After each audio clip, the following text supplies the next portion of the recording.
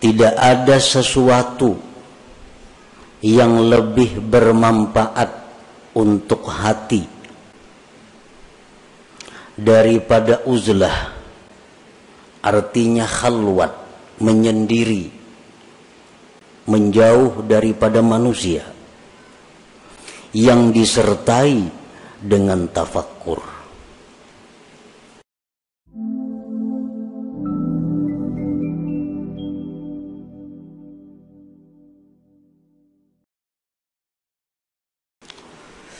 Nah, para muhibbin rahimakumullah, di dalam diri kita ini ada yang disebut dengan qalbun, hati. Yang dimaksud dengan hati itu bukan segumpal daging yang ada di dada sebelah kiri kita.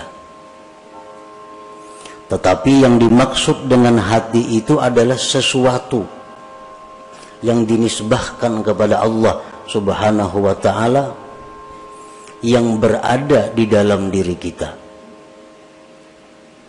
yang dengan hati itu kita bisa mengetahui mana yang baik, mana yang buruk, mana yang menuju surga, mana yang menuju neraka. Nah, hati kita itu apabila baik, maka baiklah seluruh anggota tubuh kita. Tetapi bila hati kita ini rusak, maka rusaklah seluruh anggota tubuh kita. Hati yang rusak itu adalah hati yang seringkali lupa kepada Allah. Hati yang hanya memikirkan kepentingan-kepentingan sesaat, namun melupakan akibat. Nah, ini hati yang rusak. Dan hati yang rusak inilah yang ada pada diri kebanyakan kita. Hati yang demikian yang rusak itu kalau ingin selamat maka mesti diobati. Agar bisa hati kita ini selalu ingat kepada Allah, selalu ingat kepada Rasulullah Sallallahu Alaihi Wasallam, dan selalu memikirkan tentang yaumil akhirah, hari akhirat. Nah, bagaimana caranya memperbaiki hati yang rusak itu? Yang paling mujarab untuk mengobati hati yang rusak itu adalah uzlah atau khalwat. Artinya menjauh daripada manusia, menyendiri, tetapi disertai dengan tafakkur. Dengan kita menyendiri dan tafakkur, maka hati yang rusak tadi diharapkan bisa baik. La khaira fi uzlatin ay khalwatin la tafakkura biha wala nuhuda li tafakkurin la uzlata ma'aha. Tidak ada kebaikan pada uzlah, khalwat, yang tidak ada tafakkur padanya. Kita menyendiri, mengasingkan diri daripada manusia, tapi kada ada tafakkur. Nah, maka itu uzlah, tidak ada kebaikannya. Sedangkan tafakkur tapi tidak uzlah, tafakkur di waktu kita berada di tengah-tengah umat, tafakkur di waktu kita berada di tengah-tengah masyarakat, maka tafakkur itu tidak akan menimbulkan kemajuan. Tafakkur itu tidak akan murni. Tafakkur itu tidak akan bersih, sehingga tidak sesuai saat yang diharapkan dengan tafakkur itu.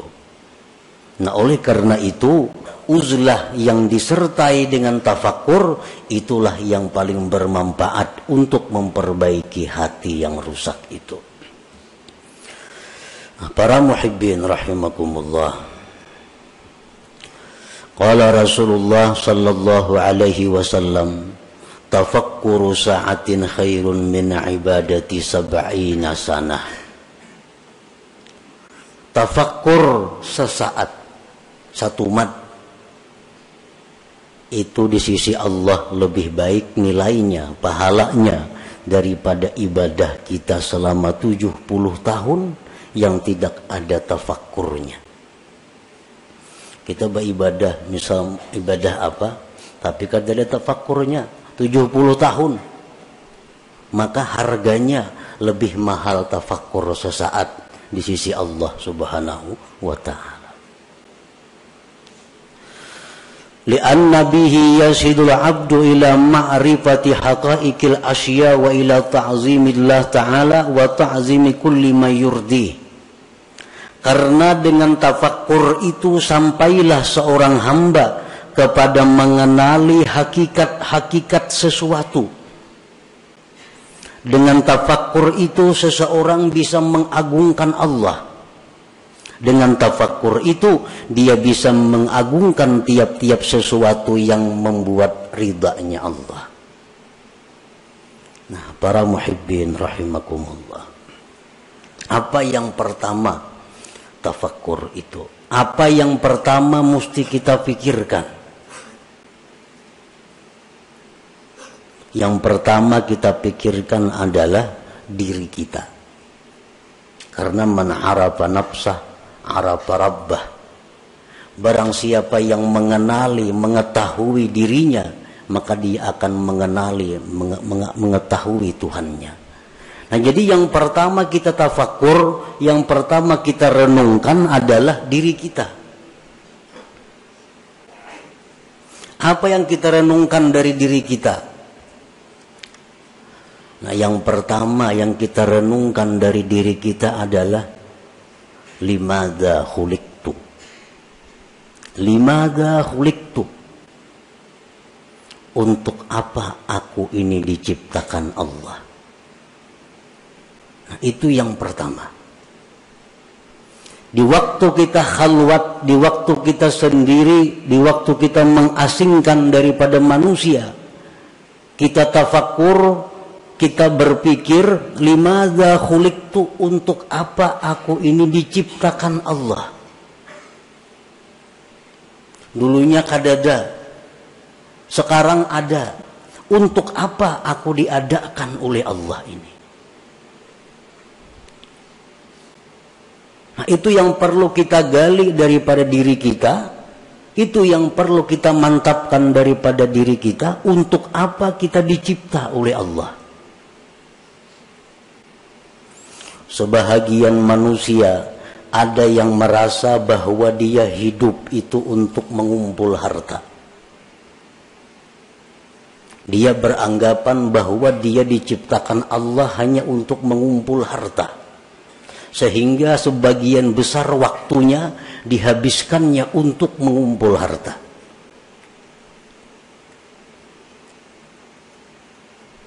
Walaupun itu dia mengakui atau dia mengingkari, tapi kenyataan fakta membuktikan bahwa sebagian besar waktu dia habiskan untuk mengumpul kekayaan. Itu secara kada langsung bahwa dia mengakui bahwa aku dicipta untuk mengumpul harta.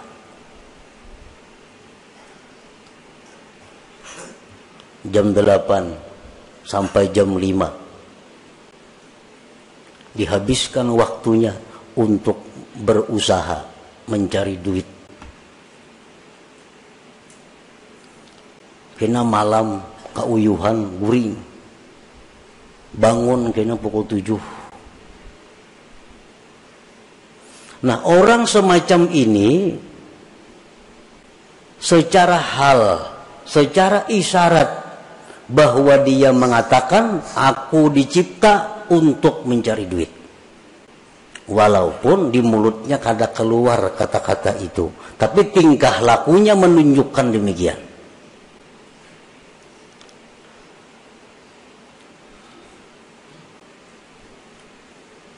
Nah, itu yang kita renungi. Apakah bujur seperti itu? Apakah benar kita dicipta oleh Allah untuk mencari duit? Nah, itu yang perlu tafakkur. Yang pertama kita renungi hidup kita.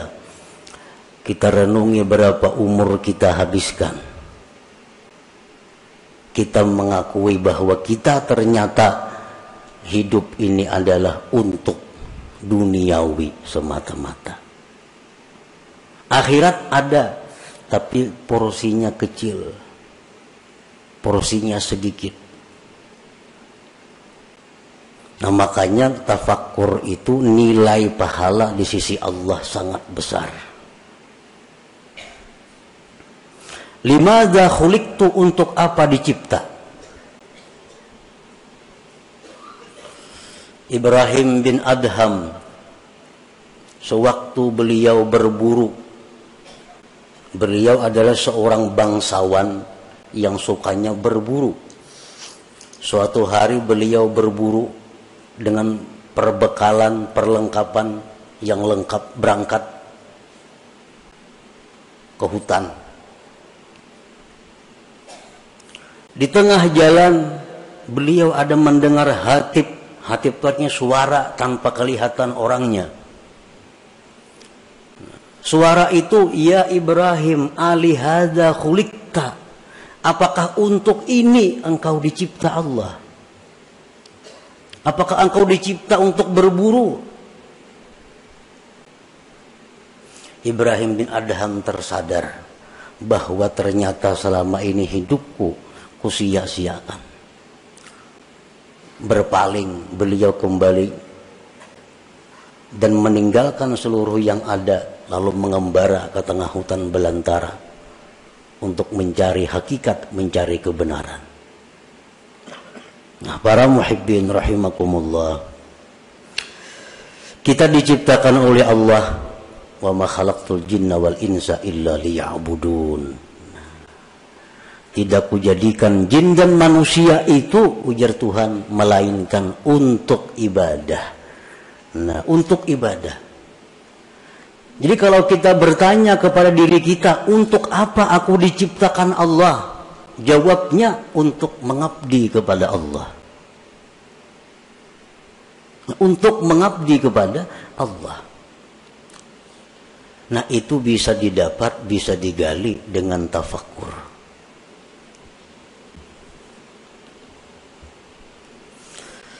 Nah, berhubung ibadah ini ada yang memerlukan sarana-sarana, ibadah ini ada memerlukan dana-dana, lalu dicarilah usaha, dicarilah duit, dicarilah makanan, dicarilah pakaian, dicarilah tempat tinggal. Supaya apa semuanya itu? Supaya bisa nyaman dan terus-menerus beribadah kepada Allah. Nah, jadi orang mencari duit itu sebujurnya adalah untuk supaya beribadah. Jangan dipaling, karena mencari duit lupa ibadah. Bila tak paling ya itu.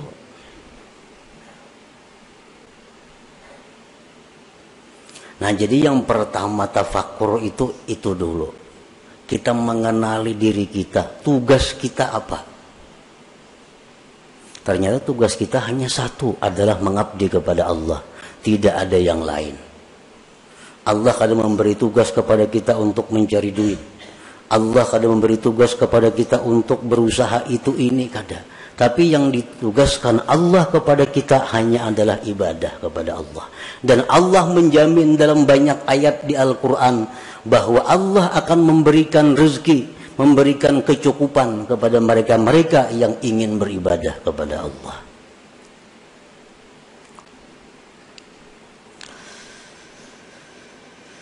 Fal uzlatu wasilatun lahu wa mu'inatun alaih. Uzlah, mengasingkan diri, itu merupakan jalan bagi tafakkur dan membantu atas tafakkur.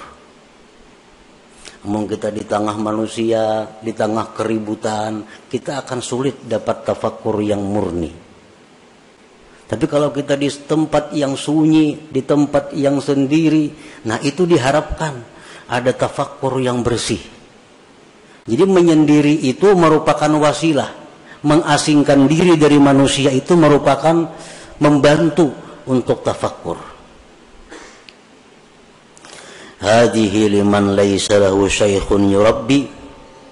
Ini uzlah bagi orang yang tidak punya guru yang membimbing dia.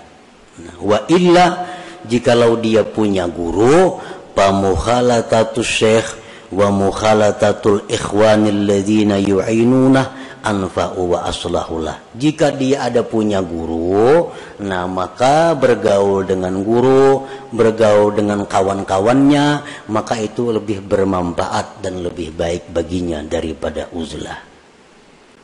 Jadi uzlah supaya bisa tafakkur, ini untuk orang-orang yang menuju jalan Allah, tidak di bawah bimbingan guru yang tertentu.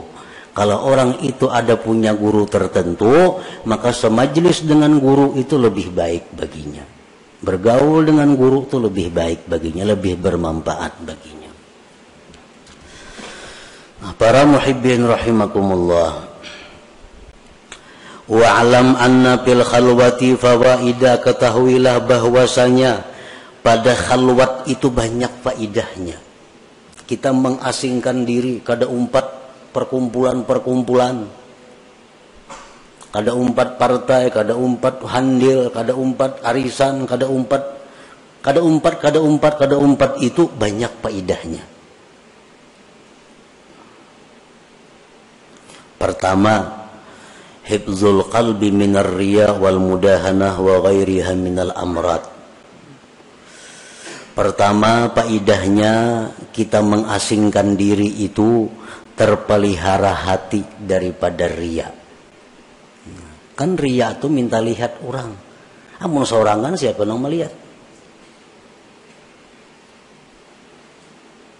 Selamat hati daripada riya, daripada mudahanah, dan selainnya daripada penyakit-penyakit hati, sum'ah.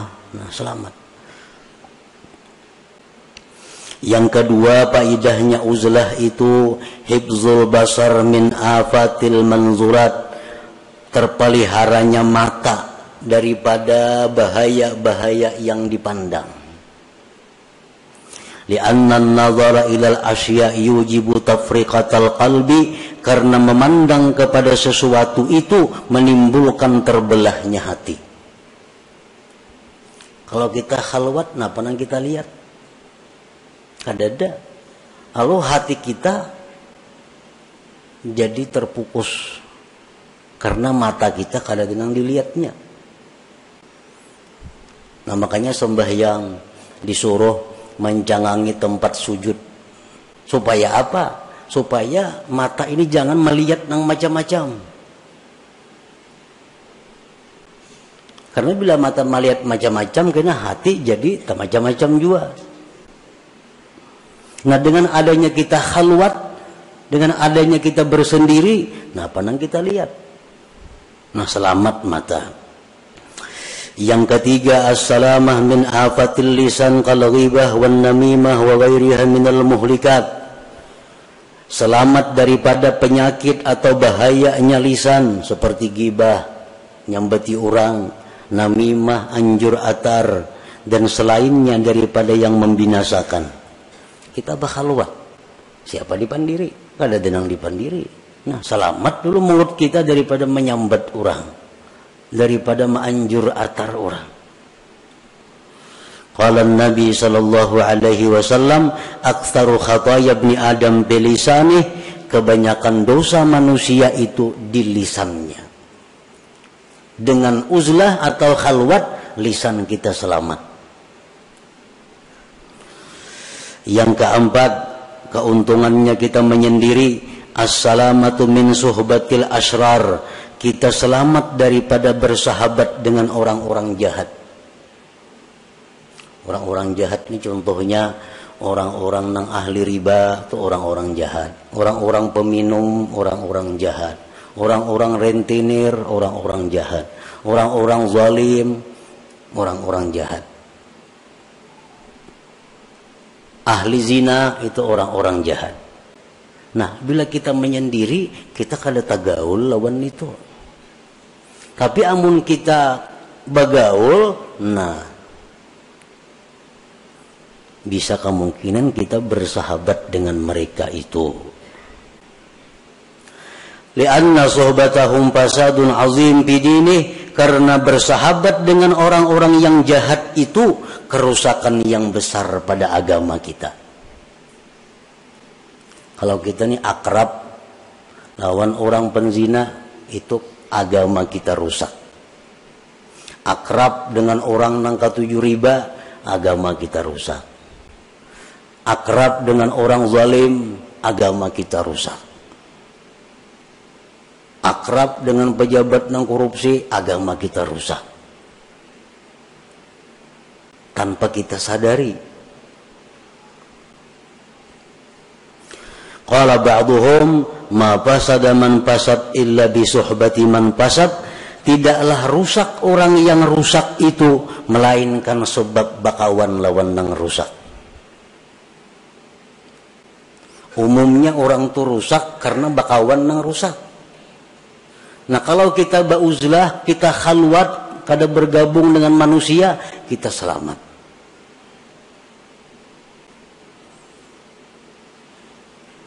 Orang-orang yang dimasukkan dalam asrar, kelompok orang-orang jahat, itu pandangan matanya itu bisa menularkan kejahatan kepada kita. Terutama kita yang kada kuat keimanannya. Orang nih, orang jahat, jangan lawan kita berjauh aja lagi. Pandangannya itu bisa mendatangkan laknat Allah kepada kita. Apalagi kekanakan halus-halus tuh. Jangan nak dijapa-japa ya orang nangka itu. Karena keringat mereka itu adalah keringat yang dilaknat oleh Allah. Jadi bahaya bersahabat akrab dengan orang-orang yang masuk dalam gulungan asrar, yang sudah dianggap orang-orang jahat itu. Pandangan matanya bisa merusak agama kita, apalagi sentuhannya maginnya lagi. Apalagi memakai bakas pakaiannya maginnya lagi. Minjam kendaraannya bahaya lagi. Jadi semua kejahatan, maka sesuatu yang terkait dengannya adalah membahayakan agama kita. Nah sebaliknya sama dengan orang-orang saleh, orang-orang yang dicintai Allah. Pandangan mereka itu mendatangkan rahmat. Keringat mereka, keringat mendatangkan rahmat. Semua apa yang bekas mereka adalah rahmat. Nah demikian sebaliknya orang-orang jahat pun demikian. Akan menimbulkan dampak kepada mereka-mereka yang belum kuat hatinya, belum kuat keimanannya. Nah dengan kita khalwat, kita terhindar daripada bersahabat dengan mereka itu. Yang kelima, keuntungannya khalwat adalah at-tafarrug lil ibadah wa tamakkunul mudawamah 'alaiha. Dengan adanya kita khalwat, kita bisa lapang beribadah dan kawa terus-menerus beribadah. Misalnya kita membaca zikir 5.000 sehari. Kalau kita menyendiri kita kawa. Tapi kalau kita bergaul tengah masyarakat, nah sewaktu-waktu kan ada kada terbaca karena ada acara ini, acara itu, acara ini. Apalagi macam-macam yang diikuti, ketua ini, ketua itu, ketua ini, bermacam-macam organisasi, kada terbaca wirid lagi. Jadwal ini ada rapat itu, jadwal ini ada acara itu. Nah kalau kita khalwat, bisa ibadah kita tuh mudawamah, bisa terus menerus. Ibadah yang mudawamah itulah yang dicintai oleh Allah Subhanahu wa taala walaupun sedikit. Yang keenam, faedahnya kita khalwat siyanatu nafsihi wa dinihi minal khusumat. Dengan adanya kita khalwat, diri kita, agama kita terpelihara daripada pertengkaran-pertengkaran. Kada mau tapahual, saurangan siapa dihuali, siapa nang mahuali. Nah, bahwal itu merupakan sumber datangnya macam-macam kejahatan seperti bermusuhan, bermarah-marahan, berdengki-dengkian. Nah, semua itu sifat yang membahayakan. Yang ketujuh, rahatul qalbi wal badan. Dengan adanya khalwat menyendiri itu, hati kita lapang, badan kita pun lapang. Yang kedelapan, husuluz zuhdi wal qanaah. Orang yang khalwat ini akan diberi Tuhan zuhud dan qanaah. Kenapa kita kadakawa zuhud? Kenapa kita kadakawa qanaah? Kada merasa cukup lawan nang ada? Karena kita bagaul. Melihat orang makai ini hendak nukar lu bahimat mencari duit. Melihat orang ini hendak nuruti ka itu, duitnya kada ada, bahimat kina mencari duit. Berhutang mas itu kamari. Nah, karena pergaulan. Dengan adanya kita khalwat atau uzlah, selamat dari itu. Yang kesembilan, wujdanu halawatit ta'ah.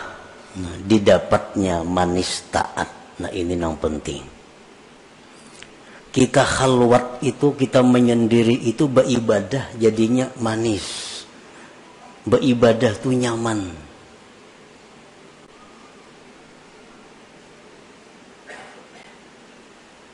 Qala Abu Talib Al-Makki rahimahullah, la yakunul murid shadikan hatta yajida bil khalwah minal halawah wan nasyat wal quwwah ma la yajidu bil alaniyah.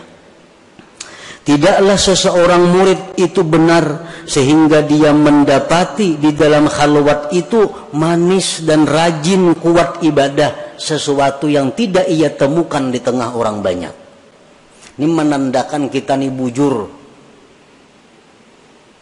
Bila beribadah itu tak kuat saurangan, tak nyaman saurangan, tak manis saurangan pada di tengah orang banyak, itu menunjukkan kita bujur. Tetapi bila mana kita saurangan manguliat, kulir, di tengah orang banyak rajin, menunjukkan kita munafik ngarannya. Di tengah orang banyak, perajinnya beribadah. Bila saurangan, sajus saja kada sanggup membaca Quran. Di tengah orang banyak 2 juz sanggup. Dalam kamar surangan kada kawa. Nah, ini menunjukkan ada sifat munafik di dalam hati.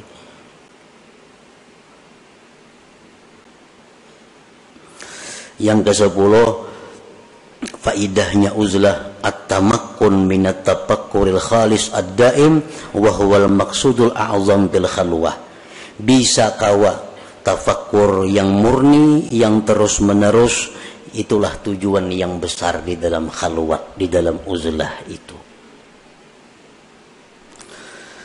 Nah, para muhibbin rahimakumullah, uzlah atau khalwat artinya menyendiri daripada orang. Dan itu kada semua orang bisa melakukannya. Menyendiri. Seseorang bertanya kepada gurunya, kaifat tarik ila tahqiqil ibadah wa tahsili halawatiha. Ujar si murid ini, wahai guru, bagaimana cara supaya bisa ibadah itu mantap dan manis? Ujar gurunya menjawab, qala syekh, la tanzur ilal khalqi wa khassatan abna'ad dunya. Kalau ikam hendak mantap beribadah, hendak manis, jangan memandang kepada makhluk, terutama orang-orang yang cinta dunia. Jangan dipandang. Maiti aja jangan. Jadi jangan murid, maka ada sanggup, wahai guru. Urun di pasar begana, berdagang. Macam-macam yang dihadapi, kayak apa? Kenapa garang? Maka kada boleh memandang orang-orang yang cinta dunia itu. Ujar gurunya, fa innan nazar ilaihim zulmah. Memandang kepada orang-orang yang cinta dunia itu menimbulkan gelap di dalam hati kita. Nah, memandang aja sudah bahaya. Kada sanggup nang murid ini. hidupnya kada di kampung, hidupnya kada di hutan, hidupnya di tengah masyarakat dan berusaha. Nah kalau ikam kada sanggup, ini barang pala tasma' kalamahum. Ayo ikam memandang mereka, tapi jangan mendengari pembicaraan mereka. Jangan dengari perkataan-perkataan ahli dunia. Kada kau melihat TV lagi tuh, berita-berita. Kenapa garang kada kau kada boleh mendengari pembicaraan ahli dunia itu? Fa inna kalamahum kaswah. Pembicaraan orang cinta dunia itu menimbulkan keras hati kita. Kita ini menalinga orang bepandir dolar, pandir emas. Orang biasa emas kada, dolar kada. Ini menalinga mana. Itu membuat hati kita keras.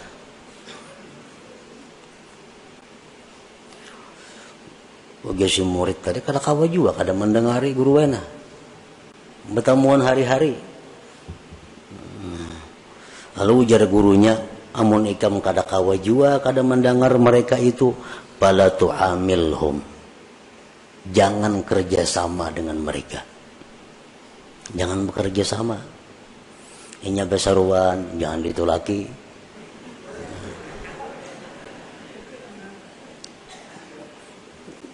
Orang-orang bakhil itu, orang-orang bakhil. Besaruan, jangan ditulaki. Kenapa? Makanannya itu daun penyakit. Itu ujar Nabi medahkan. Nah, orang bakhil itu makanannya itu penyakit. Kayak apa mengetahui orang tuh bakhil kadanya. Tak kau ini di kampung tuh kadang alih kada. Bila kada terdengar menyumbang, kada terdengar baruhan, bakhil ngarannya. Orang hadi itu laki. Orang kada bisa baruhan tuh bakhil ngarannya. Nah, inya baruhan jangan tulak penyakit. Itu jar Nabi kita medahkan itu. Makanan yang dihidangkan dari orang bakhil itu daun penyakit. Namun ikam kada kawa kada memandang mereka, kada kawa kada bepandir lawan mereka, jangan kerjasama. Jangan hendak berjual tukar lawan inya, jangan hendak mendatangi inya, jangan hakun didatangi inya.